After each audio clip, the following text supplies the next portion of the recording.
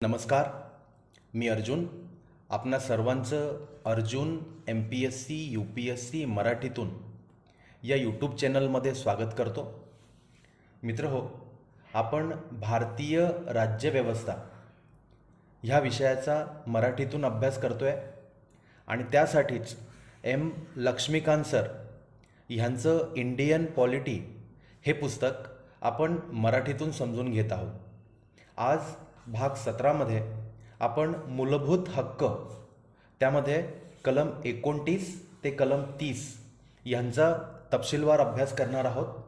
तत्पूर्वी तुम्ही अजूनही माझ्या अर्जुन MPSC UPSC मराठीतून या यूट्यूब चॅनलवरती नवीन असाल तर कृपया सबस्क्राईब करा, लाईक करा आणि आपल्या मित्रांमध्ये शेअर करा. मित्रहो, या लेक्चरची PDF तुम्हाला हवी असेल तर डिस्क्रिप्शन बॉक्समध्ये तुम्हाला ती मिळेल. मग सुरुवात करूया आजच्या भागाला. भाग 17 मूलभूत हक्क, कलम 29 आणि कलम 30. मित्रहो, भारत हा एक विविधतेने नटलेला देश आहे. या देशामध्ये विविध धर्माचे, विविध भाषा बोलणारे आणि विविध संस्कृती असणारे लोक किंवा लोकांचे गट राहतात. त्यापैकी काही धर्माचे लोक किंवा काही भाषा बोलणारे लोक किंवा काही संस्कृतीचं आचरण करणारे लोक यांची संख्या मोठ्या प्रमाणात आहे, म्हणजेच बहुसंख्य आहेत. म्हणजेच त्या लोकांची संख्या भारतामध्ये बहुसंख्य आहे. आणि काही धर्माचं आचरण करणारे लोक किंवा लोकांचे गट किंवा विशिष्ट भाषा बोलणारे लोक किंवा विशिष्ट संस्कृतीचं आचरण करणारे लोक यांची संख्या कमी प्रमाणात आहे किंवा अत्यल्प आहे. त्यालाच आपण अल्पसंख्य असं म्हणू शकतो. म्हणजे त्यांची संख्या अल्प आहे. मग घटना निर्माण करत असताना या देशामध्ये बहुसंख्य लोकांचे जे गट आहेत त्यांना जे अधिकार मिळतात, त्याचबरोबर अल्पसंख्याक जे गट आहेत त्यांनाही त्याच पद्धतीचे अधिकार मिळावेत. अल्पसंख्याक वर्गांच्या हितसंबंधांचे सुद्धा संरक्षण व्हावे यासाठी घटनाकारांनी राज्यघटनेमध्ये कलम 29 आणि कलम 30 समाविष्ट केले आहे. आणि मित्रो, ज्यामध्ये सांस्कृतिक व शैक्षणिक हक्कांचा समावेश केला आहे. कोणाचा? तर अल्पसंख्याक वर्गांचा. मित्रहो, अल्पसंख्याक हा शब्द आधी समजून घेऊ. मुळात या शब्दाची कोणतीही व्याख्या किंवा या शब्दाबद्दल माहिती घटनेमध्ये दिलेली नाही. मग आत्ता ज्या पद्धतीनं आपण समजून घेतलं की जी लोक कमी संख्येमध्ये आहेत त्यांना आपण अल्पसंख्याक असं म्हणू. मग हे जे अल्पसंख्याक आहेत हे दोन आधारावरती अल्पसंख्याक असू शकतात या देशामध्ये. एक म्हणजे धार्मिक आधारावरती, म्हणजे एका विशिष्ट धर्माला जे लोक आचरण करतात आणि त्यांची संख्या कमी असेल तर त्या विशिष्ट धर्माचं आचरण करणारे जे लोक असतील किंवा लोकांचा गट असेल त्या गटाला धार्मिक अल्पसंख्याक गट असं म्हणता येईल. तसेच भाषिक अल्पसंख्याक म्हणजे एखादी विशिष्ट भाषा बोलणारे लोक असतील आणि त्यांची संख्या कमी असेल तर त्यांना भाषिक अल्पसंख्याक असं म्हणता येईल. मग मित्रहो, एखाद्या गटाला भाषिक अल्पसंख्याक किंवा त्या गटाला धार्मिक अल्पसंख्याक हा जो दर्जा आहे, हा दर्जा कसा मिळतो आणि तो दर्जा कोण देतो? तर धार्मिक अल्पसंख्याक हा दर्जा एखाद्या धर्माचं आचरण करणाऱ्या संख्येने कमी असणाऱ्या, अत्यल्प असणाऱ्या वर्गाला धार्मिक अल्पसंख्याकांचा दर्जा हा केंद्र सरकार देऊ शकते. हा दर्जा कोण देऊ शकते? तर केंद्र सरकार देऊ शकते. आणि एखाद्या विशिष्ट भाषा बोलणारे किंवा विशिष्ट भाषा बोलणाऱ्या लोकांची संख्या कमी असेल, अल्प असेल, तर अशा गटाला भाषिक आधारावरती भाषिक अल्पसंख्याक हा दर्जा राज्य शासन देत असतो. हा दर्जा राज्य शासन देत असतो. मित्र हो, हा प्रश्न असाच विचारला जाऊ शकतो की भारतामध्ये अल्पसंख्याक धार्मिक आधारावरती हा दर्जा जर एखाद्या धर्माच्या लोकांना द्यायचा असेल तर तो खालीलपैकी कोण देऊ शकतं? पर्याय असेल राज्य शासन, केंद्र सरकार, सर्वोच्च न्यायालय आणि यापैकी नाही. तर तुम्हाला योग्य पर्याय निवडायचा आहे. असा हा अल्पसंख्याक शब्दाचा अर्थ असेल. परंतु परत एकदा मी तुमच्या लक्षात आणून देतो की ह्या अल्पसंख्याक शब्दाचा अर्थ घटनेमध्ये कुठेही नमूद केलेला नाही.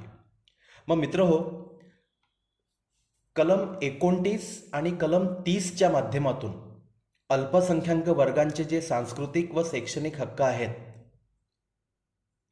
अल्पसंख्याक वर्गांच्या हितसंबंधांचे संरक्षण करण्यासंदर्भात त्यांचा तपशीलवार अभ्यास करू. त्यापैकी कलम 29मध्ये अल्पसंख्याक वर्गाचे जे हितसंबंध आहेत त्यांचे संरक्षण करण्यासंदर्भात तरतुदी आपल्याला पाहायला मिळतील. आणि कलम 30मध्ये अल्पसंख्याक वर्गाच्या शैक्षणिक संस्था स्थापन करण्याचा व त्या संस्थांचे प्रशासन करण्याचा हक्क अल्पसंख्याक वर्गांना कलम 30 अंतर्गत भारतीय संविधान प्रदान करते. मग आता हा हक्क प्रदान करण्यामागचा उद्देश काय? जसं आपण भाषिक अल्पसंख्याक किंवा धार्मिक अल्पसंख्याक असे दोन गट आपण समजून घेतले.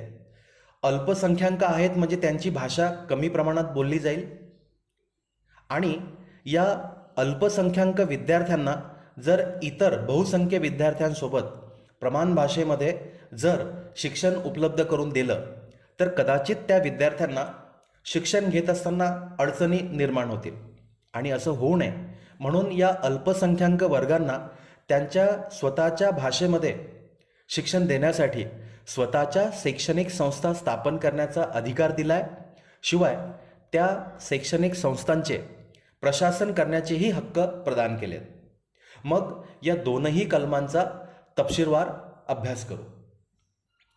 त्यापैकी मित्र हो, सर्वप्रथम कलम 29 ज्यामध्ये अल्पसंख्याक वर्गाचे हित दिले. अल्पसंख्याक वर्गाचे हित कलम 29 समजून घेत असताना हे जे कलम आहे हे कलम दोन भागामध्ये विभाजित केले. त्यापैकी पहिला भाग आहे अल्पसंख्याक नागरिकांचे गट, म्हणजे सामूहिकरित्या जे अल्पसंख्याक नागरिक असतील त्यांचे हक्क, आणि अल्पसंख्याक नागरिक व्यक्तीचे म्हणजे वैयक्तिक किंवा इंडिव्हिज्युअल हक्क, अशा दोन भागामध्ये हे हक्क प्रदान करण्यात आले. मग मित्र हो, हा आपला प्रिय भारत आहे आणि हा जो नकाशा तुम्ही बघतायत या नकाशामध्ये या आपल्या प्रिय भारताच्या भौगोलिक सीमा दिल्या आहेत. मग या भौगोलिक सीमांमध्ये या भारत देशामध्ये कोणत्याही भागामध्ये जर अल्पसंख्याक नागरिकांचे काही गट राहत असतील आणि त्या भारतातील कोणत्याही नागरिकांच्या गटाची जर स्वतःची वेगळी अशी भाषा असेल, लिपी असेल व संस्कृती असेल तर त्या नागरिकांच्या गटाला ती आपली वेगळी भाषा, लिपी आणि संस्कृती जतन करण्याचा हक्क भारतीय संविधान कलम 29(1) अंतर्गत नागरिकांच्या गटाला प्रदान करते. मग ते या देशामध्ये भौगोलिक सीमांमध्ये कुठेही राहत असो. म्हणजे हा जो पहिला हक्क आहे हा नागरिकांच्या गटाला सामूहिकरित्या प्राप्त आहे. आणि कलम 29(2) अंतर्गत राज्यसंस्थेकडून ज्या काही संस्था, शैक्षणिक संस्था चालवल्या जातात किंवा काही शैक्षणिक संस्थांना राज्य निधीमधून सहाय्य प्राप्त होते, अशा कोणत्याही शैक्षणिक संस्थेमध्ये या देशाच्या कोणत्याही नागरिकाला केवळ धर्म, वंश, जात आणि भाषा या आधारावरती प्रवेश नाकारला जाणार नाही. प्रवेश नाकारू शकत नाही म्हणजे एखाद्या व्यक्तीला तू या धर्माचा असल्यामुळे आमच्या शैक्षणिक संस्थेमध्ये, की ज्या शैक्षणिक संस्थेला राज्य निधीमधून सहाय्य प्राप्त होते किंवा राज्य संस्थाच ती शैक्षणिक संस्था चालवते, अशा संस्थेमध्ये तुला प्रवेश मिळणार नाही असं म्हणू शकत नाही. म्हणजे केवळ धर्म, वंश, जात आणि भाषा म्हटलंय, म्हणजे इतर काही आधार असतील तर कदाचित त्यावरनं प्रवेश नाकारला जाऊ शकतो, परंतु फक्त आणि केवळ धर्म, वंश, जात आणि भाषा या कारणावरनं कोणत्याही नागरिकाला अशा शैक्षणिक संस्थांमध्ये प्रवेश नाकारला जाणार नाही. मित्रहो, मुळात जे कलम 29 आहे हे कलम धार्मिक व भाषिक अल्पसंख्याक वर्गाच्या लोकांना किंवा त्यांचे हक्क यांना संरक्षण देण्यासाठी होते. परंतु 1951 मध्ये गुजरातमध्ये Saint Xavier college versus Gujarat सरकार हा एक खटला झाला आणि या खटल्यामध्ये सर्वोच्च न्यायालयाने या कलम 29ची व्याप्ती वाढवली.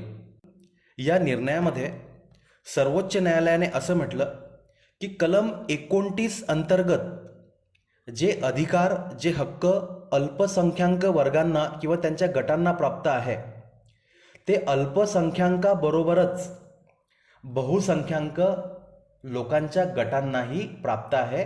त्यामध्ये अल्पसंख्याकाबरोबरच बहुसंख्य गटही समाविष्ट आहे. ही खूप महत्त्वाची तरतूद सर्वोच्च न्यायालयाने केली आहे. म्हणजेच आपण अगदी सोप्या भाषेत जर सांगायचं झालं तर कलम 29 अंतर्गत जे हक्क अल्पसंख्याक लोकांच्या गटांना प्राप्त आहे तेच बहुसंख्य लोकांच्या गटांनाही प्राप्त आहे. आणि मित्रहो, भाषा जतन करणे, आपली स्वतःची जी वेगळी अशी भाषा आहे ती जतन करणे या हक्कामध्ये ती भाषा जतन करण्यासाठी चळवळ करण्याचा, आंदोलन करण्याचा हक्क सुद्धा समाविष्ट आहे. व्यक्ती किंवा व्यक्तींचे गट किंवा नागरिकांचे गट आपली स्वतःची भाषा जतन करण्यासाठी रस्त्यावरती येऊन आंदोलन किंवा चळवळ उभारू शकतात. हा हक्क त्यांना कलम 29 अंतर्गतच प्राप्त होतो. मित्रहो, कलम 29 अंतर्गत एक महत्त्वाची बाब ती म्हणजे जर एखाद्या स्थानिक लोकप्रतिनिधी एखाद्या नागरिकांच्या गटाला जर असं आश्वासन देत असतील की तुमची जी भाषा आहे ती भाषा जतन करण्यात येईल, त्याचं मी आश्वासन देतो मी जर निवडून आलो तर, हे जे काही आश्वासन आहे मित्रांनो, हे लोकप्रतिनिधी कायदा 1951चं उल्लंघन नाही. जर एखाद्या लोकप्रतिनिधीने एखाद्या नागरिकांच्या गटाला जर त्यांची भाषा संरक्षण करण्याचं व जतन करण्याचं जर आश्वासन दिलं असेल तर ते आश्वासन 1951च्या लोकप्रतिनिधी कायदा याचं उल्लंघन होत नाही. मित्रहो, या पद्धतीनं कलम 29 मध्ये अल्पसंख्याक वर्गाच्या हितासंबंधित तरतुदी देण्यात आल्या. त्यानंतर मित्रहो, कलम 30 मध्ये अल्पसंख्याक वर्गाच्या शैक्षणिक संस्था स्थापन करणे व त्या शैक्षणिक संस्थांचे प्रशासन करण्याचे हक्क नागरिकांना व नागरिकांच्या गटाला बहाल करण्यात आले. मग अल्पसंख्याक वर्गाच्या ज्या शैक्षणिक संस्था आहेत या शैक्षणिक संस्थांचे 3 प्रकार पडतात. या शैक्षणिक संस्थांचे 3 प्रकार पडतात. त्यापैकी प्रकार क्रमांक 1 म्हणजे अशा अल्पसंख्याकांच्या शैक्षणिक संस्था की ज्या राज्य संस्थेकडून त्यांना मान्यता तसेच सहाय्य, आर्थिक सहाय्य या दोघांची मागणी करतात. अशा अल्पसंख्याकांच्या शैक्षणिक संस्था ज्या आहेत हा एक प्रकार आहे अल्पसंख्याकांच्या शैक्षणिक संस्थांचा. क्रमांक 2, राज्य संस्थेकडून मान्यतेची ते मागणी करतात परंतु आर्थिक सहाय्याची मागणी करत नाहीत. अशा ज्या शैक्षणिक संस्था आहेत हा दुसरा प्रकार.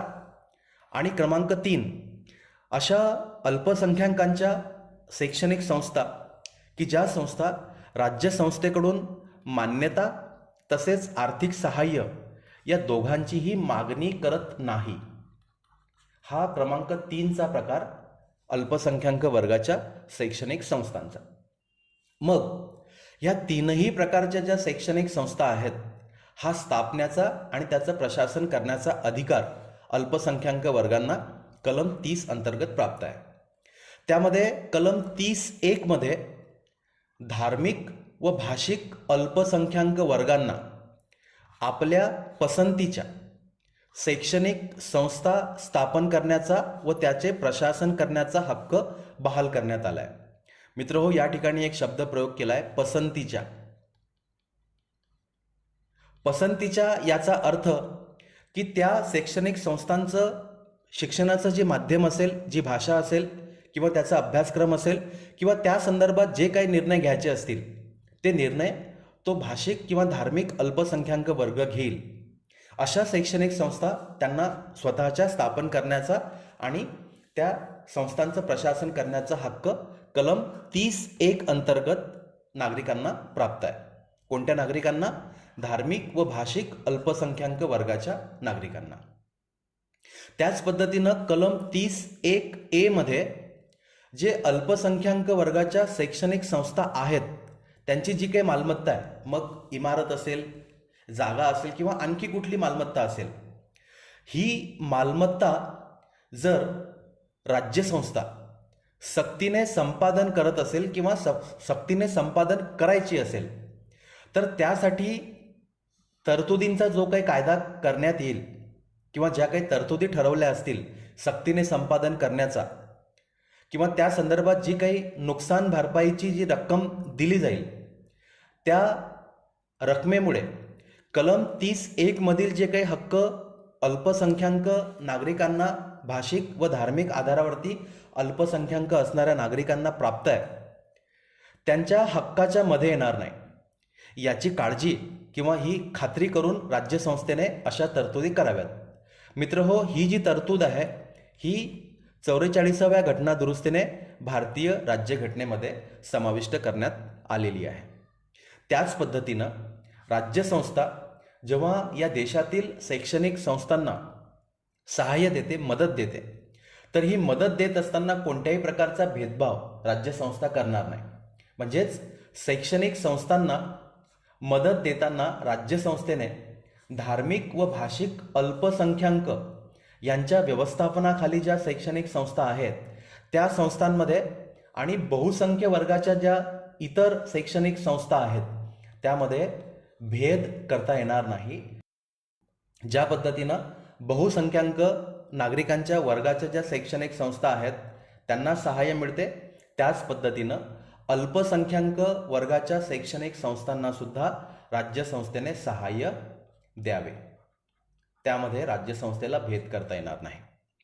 मग मित्रहो, कलम 30 जे आहे याच्या माध्यमातून जे संरक्षण प्राप्त आहे ते फक्त आणि फक्त अल्पसंख्याक वर्गाच्या गटांनाच आहे.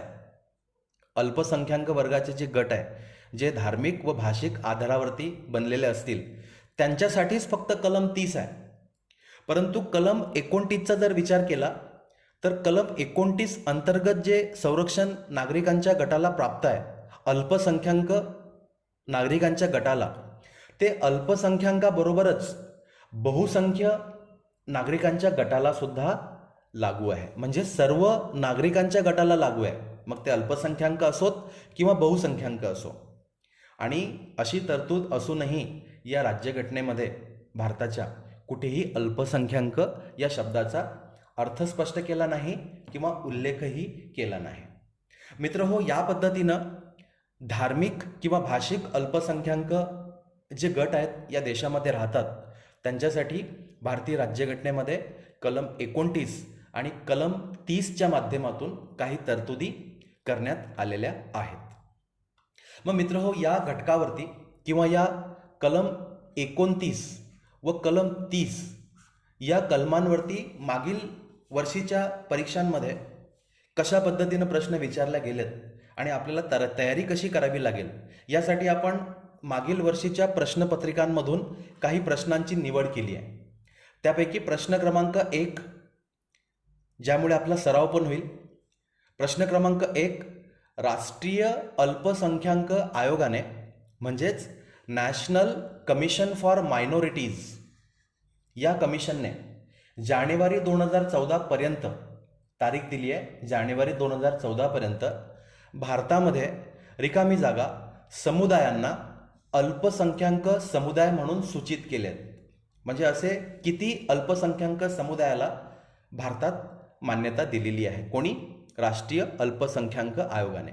मग पर्यायी उत्तर तुम्हाला दिली आहेत. पर्याय क्रमांक 1 आहे 5, पर्याय क्रमांक 2 आहे 6, पर्याय क्रमांक 3 आहे 7 आणि पर्याय क्रमांक 4 आहे 8. यापैकी जे बरोबर उत्तर असेल ते तुम्ही कमेंटच्या स्वरूपात द्या. त्यानंतर पुढचा प्रश्न क्रमांक 2. यामध्ये असं म्हटलं आहे, खालील काही विधानांचा विचार करा किंवा खालील विधाने विचारात घ्या. मित्र, हा प्रश्न विचारला गेला STI मुख्य 2016 मध्ये. खाली 4 विधानं दिली आहेत. विधान अ, अल्पसंख्याक या शब्दाची भारतीय राज्यघटनेत व्याख्या दिलेली आहे. जर हे विधान बरोबर असेल तर त्याचा विचार करा. आपण आत्ताच या संदर्भात चर्चा केली आहे.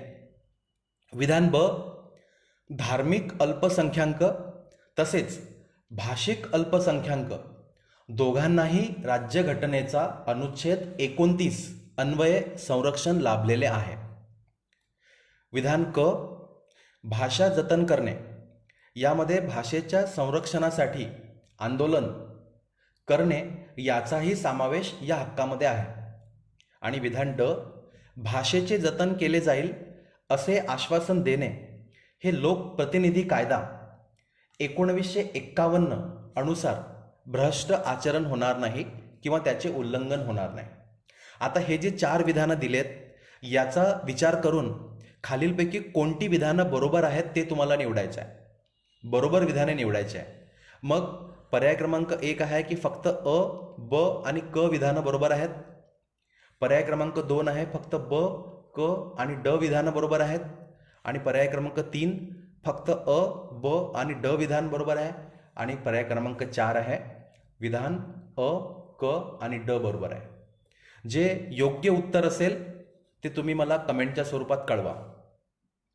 आत्ताच आपण या प्रश्नाचा तपशीलवार चर्चा मागील काही स्लाइड्समध्ये आपण करून घेतली आहे. त्यानंतर प्रश्न क्रमांक 3. मित्र हो, हा प्रश्न MPSC मेन्स 2013 मध्ये विचारला गेला. प्रश्न समजून घेऊ. भारतीय राज्यघटनेनुसार खालीलपैकी कोणते विधान अल्पसंख्याकांच्या बाबतीत खरे नाही म्हणजे काय आहेत? खोटे आहेत. खरे नाही म्हणजेच खोटे आहे. तर खोटे कोणते जे विधान असेल ते विधान आपल्याला निवडायचं आहे. मग विधान क्रमांक अ आहे, राज्यघटनेमध्ये फक्त धर्म अथवा भाषा या आधारित अल्पसंख्याक दर्जास मान्यता आहे. मग हे विधान खरे आहे का खोटे आहे ते तुम्हाला विचारात घ्यायचं आहे. विधान ब, भारतात राहणाऱ्या नागरिकांनाच त्यांची वैशिष्ट्यपूर्ण लिपी, भाषा व संस्कृती संवर्धनाचा अधिकार प्राप्त आहे. विधान क, फक्त धार्मिक अल्पसंख्याकांनाच त्यांच्या शैक्षणिक संस्था स्थापन करण्याचा अधिकार आहे. विधान क्रमांक ड, कोणत्याही नागरिकाला राज्यनिधीतून मदत प्राप्त होणाऱ्या कोणत्याही शैक्षणिक संस्थेत वर्ण, धर्म, जात किंवा भाषेच्या आधारावर प्रवेश नाकारता येणार नाही. मित्र हो, या 4 विधानांपैकी जे खोटं विधान असेल ते तुम्हाला निवडायचं आहे. मग पर्यायी उत्तरं दिलेत. पर्याय क्रमांक 1 फक्त क विधान खोटं आहे. पर्याय क्रमांक 2 फक्त अ विधान खोटं आहे. पर्याय क्रमांक 3 फक्त अ आणि क विधान खोटं आहे. आणि पर्याय क्रमांक 4 ब आणि ड विधान खोटं आहे. अशा पद्धतीनं मित्र हो, आजच्या या भाग 17 मध्ये आपण मूलभूत हक्क कलम 29 ते कलम 30 यांचा अभ्यास केला आहे. धन्यवाद.